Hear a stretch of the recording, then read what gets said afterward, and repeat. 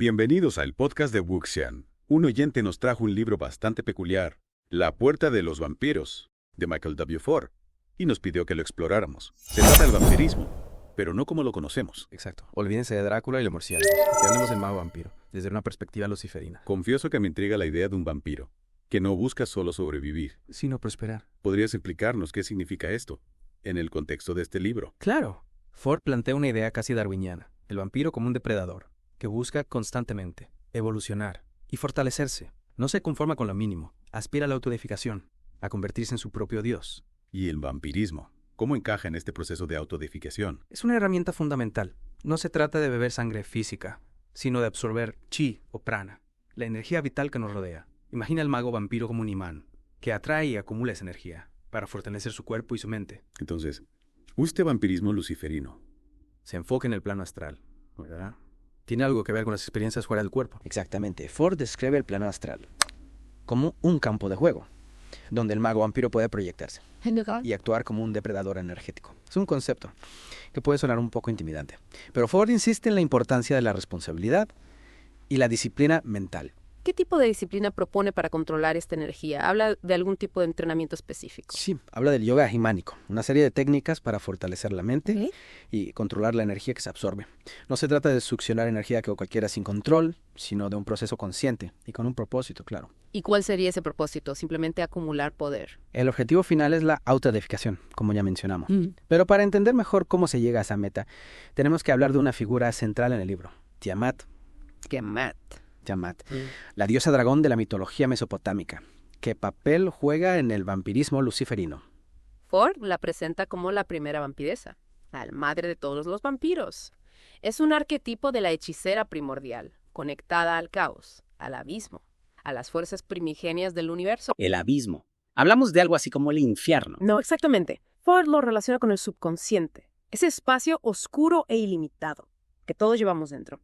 Tiamat representa el poder que reside en ese espacio, la energía caótica que podemos aprovechar para transformarnos. Es interesante cómo Ford conecta a Tiamat con figuras como Leviatán, el monstruo marino del Antiguo Testamento.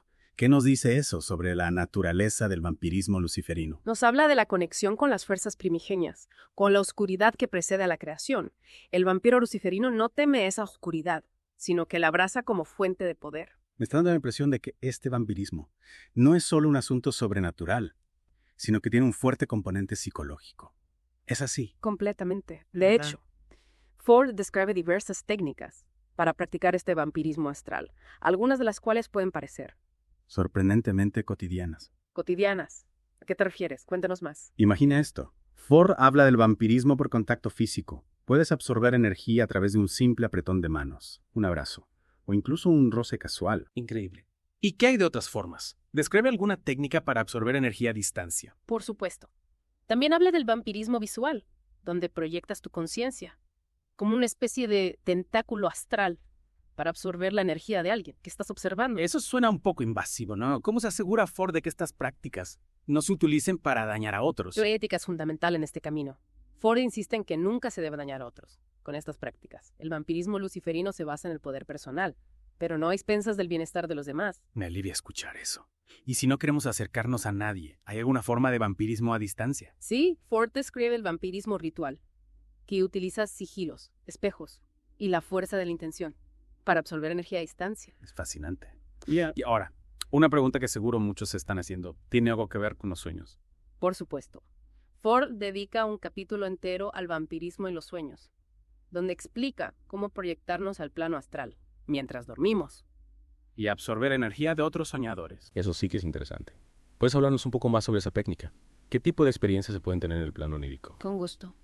Ford describe diversas formas astrales que podemos adoptar en los sueños, desde brujas seductoras hasta lobos terroríficos, dependiendo de nuestras creencias y de la imagen que proyectamos.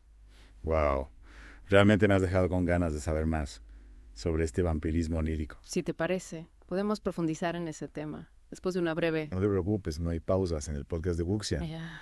Continuamos explorando este fascinante tema, sin interrupciones. El vampirismo en los sueños es quizás el más potente, pero también el más difícil de dominar. Bueno, Es el mundo de los sueños. es un territorio complejo, ¿no? ¿Cómo logramos controlarlo para absorber energía de otros? Ford sugiere utilizar el yoga arimánico para alcanzar un estado mental adecuado antes de dormir. Controlido. Control. Enfoque. Luego, debemos visualizar a la persona de la que queremos alimentarnos y cómo queremos hacerlo. ¿Y qué hay de las formas que adoptamos en el plano astral? Menciona ejemplos concretos. Sí, y es fascinante cómo las relaciona con distintos aspectos del vampirismo. Por ejemplo, la bruja seductora. Una figura recurrente en las historias de vampiros se asocia con la idea de atraer y absorber energía a través del deseo y la fascinación. Entiendo. No solo se trata de tomar la energía, sino de cómo la traemos, ¿verdad? Exacto. Otra forma que describe es el hombre lobo, que representa la intensidad, la agresión y la lujuria. En este caso, el vampirismo se asocia con una energía más salvaje y primal. Entonces, la forma que adoptamos en el sueño refleja nuestra propia naturaleza y cómo nos acercamos al vampirismo. No es una elección arbitraria. Así es. Incluso menciona al Barcolasi, una criatura mitológica rumana. Que mezcla rasgos de lobo, más murciélago y dragón. ¿Qué combinación tan peculiar? ¿Qué simboliza esta figura? Representa el hambre espiritual, el deseo insaciable de existir y obtener poder. Es interesante cómo conecta el vampirismo con la idea de la inmortalidad. Ya veo. Y además de estas formas más monstruosas, podemos adoptar formas más sutiles o incluso atractivas. Claro que sí. Ford menciona la posibilidad de proyectarse como un espíritu atractivo o incluso como una simple sombra. La forma dependerá de nuestro nivel de control y de la intención que tengamos al realizar el vampirismo. Me sorprende la variedad de enfoques dentro de este vampirismo luciferino. Pero volviendo al tema de la ética, ¿cómo nos aseguramos de no dañar a otros mientras absorbemos su energía en los sueños? Es una pregunta clave. Ford insiste en que el vampirismo ético implica absorber solo la energía suficiente para fortalecernos, sin debilitar a la otra persona. Es como tomar un pequeño sorbo de agua, en lugar de beberse el vaso entero. Tiene sentido. Pero ¿cómo sabemos cuánto es suficiente? No hay riesgo de pasarnos de la raya. Claro que existe ese riesgo. Por eso la disciplina mental y el autoconocimiento son tan importantes. Debemos ser conscientes de nuestros propios límites y actuar con responsabilidad. Entonces, no es una técnica para cualquiera, sino que requiere un cierto nivel de desarrollo personal. El espiritual. Exactamente. Y para profundizar en este desarrollo, Ford también habla de la importancia de los chakras en el vampirismo. Ah, sí, los chakras. Esos centros de energía que recorren nuestro cuerpo. ¿Qué papel juegan en este contexto? Ford explica que cada chakra está asociado a diferentes aspectos de nuestro ser y podemos utilizarlos para absorber energía de otros o para fortalecer nuestro propio cuerpo astral. ¿Podrías darnos algunos ejemplos? ¿Qué chakras son más relevantes para el vampirismo? Por supuesto.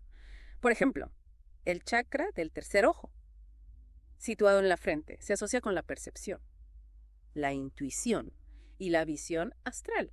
Los vampiros pueden utilizar este chakra para ver la energía de otros y absorberla a través de la mirada. Es como si tuviéramos un ojo energético que nos permite percibir y manipular la energía a nuestro alrededor. Exactamente.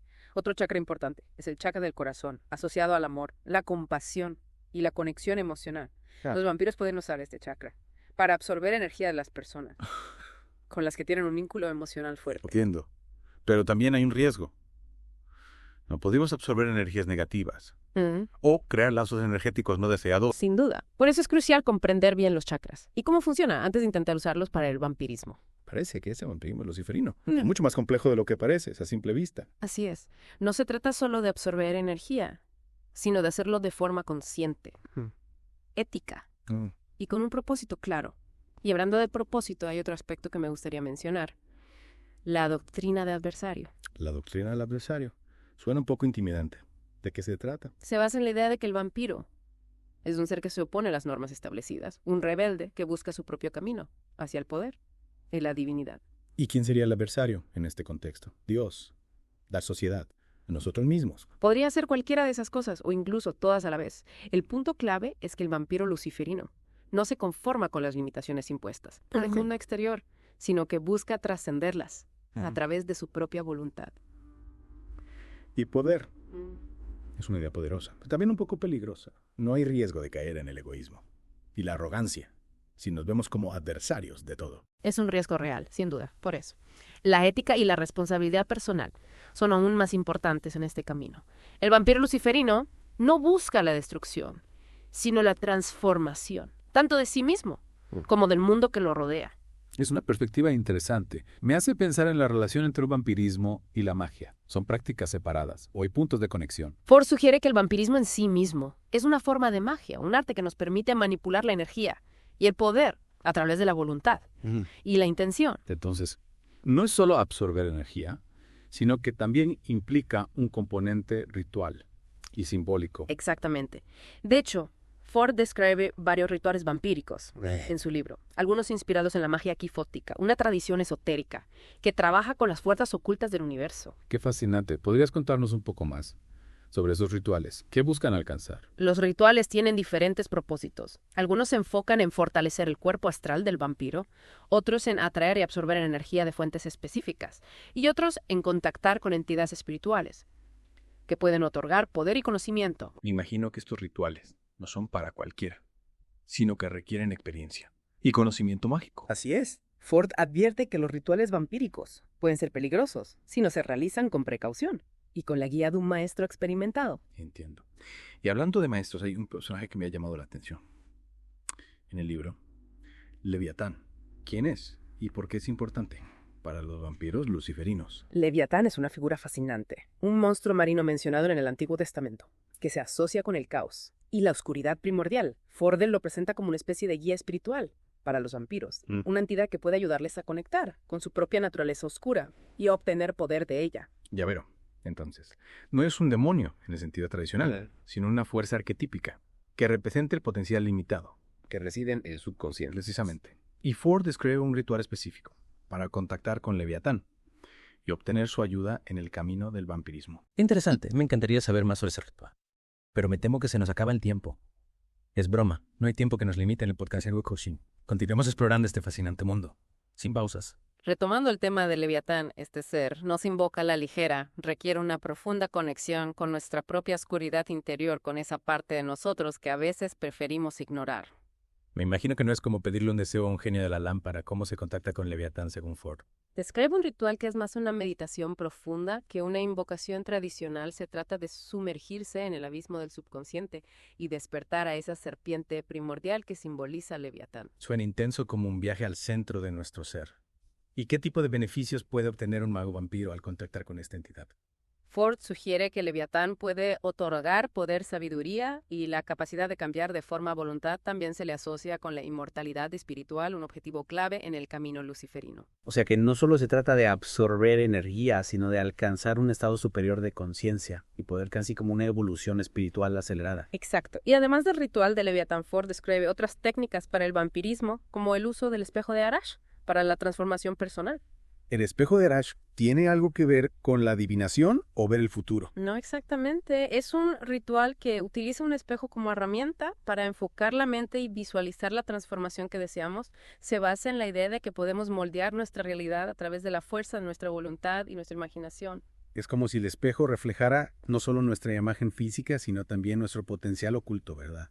Así es, al enfocarnos en esa imagen, podemos activar ese potencial y convertirnos en la versión más poderosa de nosotros mismos. Fascinante. Y hablando de transformación, Ford también menciona la sombra de Astrihad como una técnica para el vampirismo en los sueños.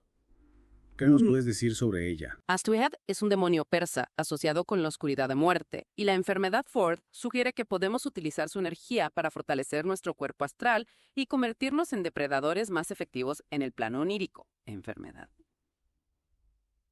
Esa parte me inquieta un poco. ¿Acaso nos enfermamos al usar esta técnica? Tranquilo, no se trata de enfermar literalmente, es usar la energía de Astrihad de forma simbólica para infundir miedo y debilidad en nuestras víctimas oníricas, facilitando así la absorción de su energía. Entiendo, es como usar la energía de la enfermedad como una herramienta estratégica en el plano astral. Exactamente. Ford describe una técnica para proyectar nuestra sombra astral en los sueños y usarla para absorber energía de otros soñadores. Increíble. Nat, realmente hemos explorado un mundo fascinante con La Puerta de los Vampiros. ¿Qué consejo le darías a nuestros oyentes que quieran profundizar en este tema? Les recomiendo leer el libro con atención y sin prejuicios, y no olviden consultar el glosario al final, que define muchos de los términos que hemos mencionado. Es excelente consejo. Y para terminar, me gustaría dejar a nuestros oyentes con una pregunta para reflexionar.